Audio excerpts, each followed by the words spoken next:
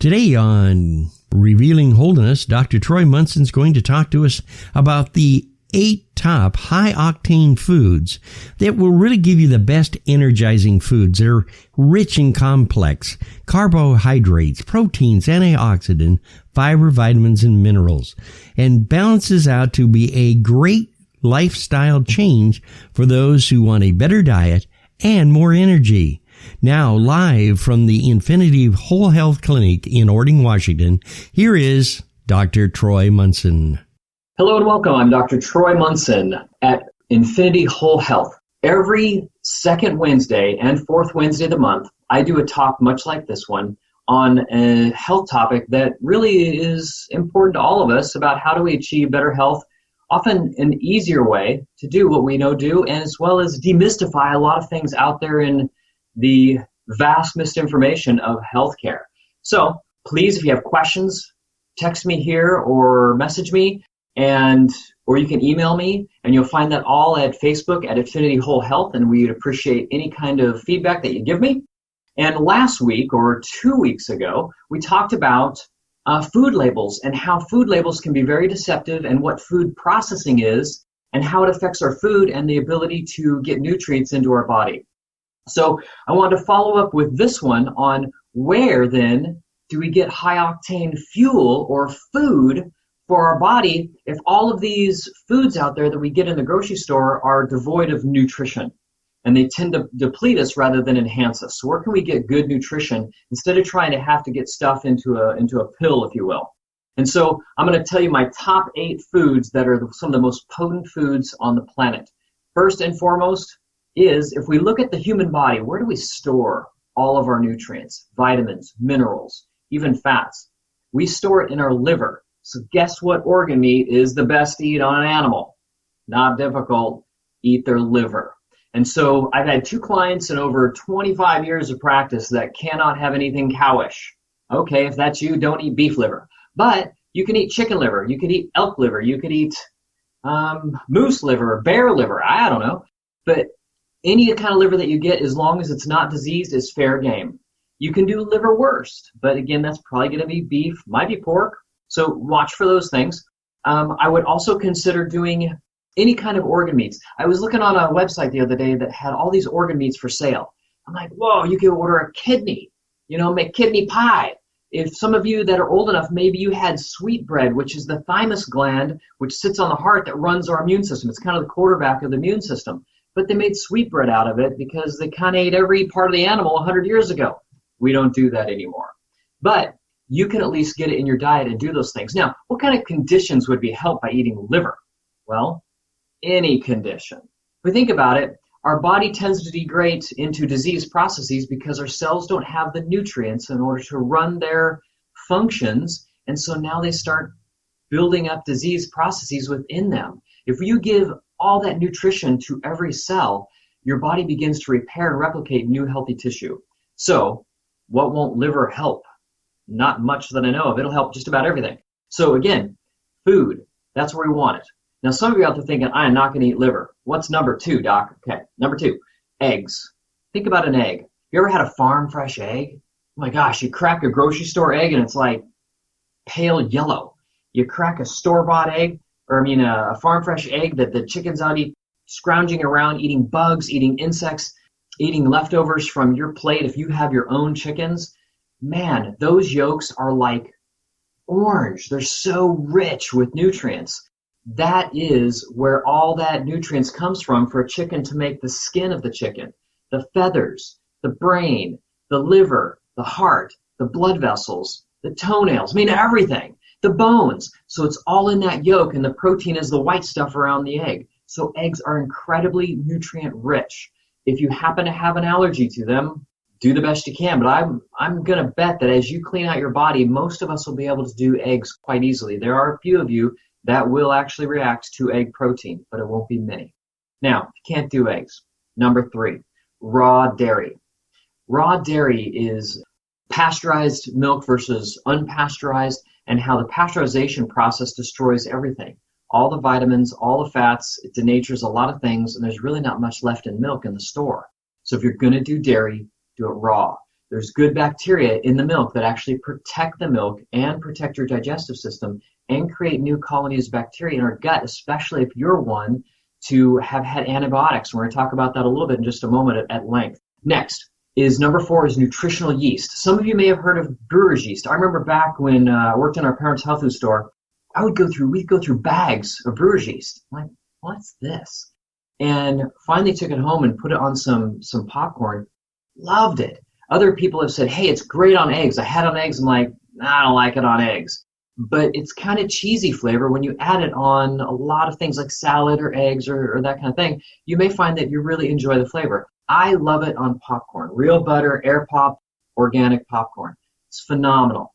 And so easy to do. Nutritional yeast is a lot like brewer's yeast, but is a little bit higher in some of the B vitamins. I believe it's also magnesium and calcium. So a little bit better off, but hey, brewer's yeast is excellent. Go for it. Number 5 is fresh vegetables. Now, I'm not talking going to the grocery store and getting them right off the shelf. I'm talking about cutting your own out in your garden. And if you can't do that, go to the farmer's market. Quiz the person that you're buying from. Right now it's June. It's the end of June in 2020, and farmers markets are just raging. And so find those people that are selling produce, and you might find, hey, where'd you pick this? And they might say, hey, we picked this morning. I know some farmers that do that as they go to market. Others will have picked it the day before. Some even get it from a grower and they take it to a farmer's market. So find out what they're doing with it. How fresh is it? Here's the rub. If it's been picked 2 days ago and now you're buying it, it's going to sit in your fridge for 2 days. That's 4 days of denaturing. Well, every day that vegetable sits there is 7% degradation. So if you have 4 days, that's almost 30% decrease in enzyme capacity, in minerals that were there. They're now breaking away from their proteins. They're no longer available to us. It's amazing. And so we want to eat everything very, very fresh. Okay? Next, raw apple cider vinegar. 2 weeks ago, talked about it. How do we acidify the gut? Talked about it a month and a half ago when I had a talk right here on Facebook Live where we did on how to boost your immune system, as well as why is sickness or colds and flus elegant? What does our body need with that? What does our body do with that? Why do we get sick in the first place? But we talked about acidification of the gut to help draw toxicity off of our body, get it to the gut, and get it out of our body. So raw apple cider vinegar does a wonderful job at acidifying the gut and doing exactly that. Plus, it has wonderful vitamins and minerals because it came from apples. If you remember, an apple a day kept the doctor away. Well, apples back then weren't grown for sugar content like they are today.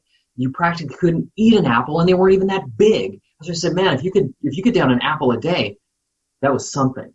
And so this raw apple cider vinegar is often made from those original apples that are very, very potent. Then you could do some kombucha, which is a lot like raw apple cider vinegar. I wouldn't do as much of kombucha because it's a bit more sugar. But there are acids in there that do help, and it is, if you're going to use honey to feed your kombucha, if you're growing your own on a SCOBY, man, wonderful nutrients. And so that leads us into the next one. So we went from kombucha to raw apple cider vinegar to number 7, which is honey. Raw honey is amazing. Raw honey has 2 types of sugar. They have dextrose and tupulose. There are other sugars, I believe, but they're very much lesser. These are the 2 majors, and they're very low glycemic index. So some of these that are worried about blood sugar, don't be too concerned because these sugars are low glycemic. And the nutrient value that comes from the raw honey is so overpowering. The amount of potassium in honey and even raw apple cider vinegar that we just talked about is extraordinary. And I've read books where they've given alcoholics raw honey to the tune of like 6 tablespoons every 20 minutes. And within 24 hours, they didn't want to have another drink. Because oftentimes we go after addictive tendencies because we lack so much potassium. Even though they put potassium on the crops that we grow, a lot of us don't eat enough vegetables. And again, we talked about that degradation process of 7% per day. A lot of our food isn't very fresh. So it isn't very bioavailable. It's not feeding us. So we're trying to get food in you going to feed your body at a much higher level than what you've been doing. So here's those top 7. Last, but certainly not least, we talked about fresh vegetables. You're like, I ain't going to a farmer's market. Okay, maybe you'll get a little bit crazy and do a little sprouting. You can get alfalfa sprouts. throw them in a jar, rinse them, drain them, stick them on your windowsill, and you'll grow sprouts. Rinse them once a day. It takes you 20 seconds. But after 5-6 days, you're going to have sprouts that are green. It took the little starch that's in that little seed, that's sugar, and converted it and made proteins, made fiber, which is the plant, and then all of a sudden that little green tip now is collecting sun, and it's making things like vitamin C, vitamin A. It's making vitamins that our body needs, plus the minerals that are being liberated out of that little seed. Or you could do beans, you could do lentils. All those are fair game to sprout, but there's things within that seed that when you start sprouting, it denatures the phytic acids. And so those phytic acids or phytates, they tend to really harm digestion. And so when we sprout it, it denatures those things, lets the plant grow, and now we get to actually absorb more of those minerals, more of the vitamins, and now it's just better for us. And our sprouts fresh. Yeah, because you're growing them and they're alive. So you put them on your meals, it'd be wonderful. You could make chili and probably put a 1/4 inch of sprouts at the bottom of your chili bowl, pour the chili on top of it. You may not even taste the sprouts, but it's a way to get vegetables fresh in your body. And so those are the top 8. So we talked about sprouts, we talked about honey, we talked about raw apple cider vinegar, kombucha, we talked about nutritional yeast, we talked about fresh vegetables, we talked about raw dairy, we talked about eggs, and then of course liver. All those things are fair game, and they're high octane fuel that really feeds our body in this day and age when we're so devoid of all these things because of so much food processing. So start them today. And if you're one like, I ain't going to do any of those, doc, well, then make an appointment with me and I'll help you get it in a pill that does come from food. And so some of you are like, man, I'd rather just take a pill. I can help you, honestly. And so if you want to get those things in your diet, please do. If you don't, give me a call. Leave us a message. Message me on Facebook, whatever it is. And we'll have a conversation about what does it look like to try and get some nutrition in you so that you feel better and have the life and live the life that you want to live. We'll help you go as short a distance or as far as you want to go down a health range. Some of you just want to be able to hike up a mountain or just to walk around or simply enjoy a food that you want to eat. I love ice cream. I want to help you do that. But sometimes we got to have some nutrients in there so we start having a body that actually feels energetic and good so that we can enjoy the life that we're meant to enjoy. So I'm Dr. Troy Munson. Thank you for joining me. And again, like us, subscribe on YouTube. We have a YouTube channel. And listen to our podcast. There's over 100 podcasts on so many different health topics. And always feedback is appreciated. We'd love to hear from you. Until then, I'm Dr. Troy Munson at Infinity Whole Health. Thanks for listening. If you have any questions or comments, you can reach Dr. Munson at 360-893-8586 or email him at chiroman@dr.com. That's chiroman@dr.com. Check out our current workshop schedule on Facebook at Infinity Whole Health.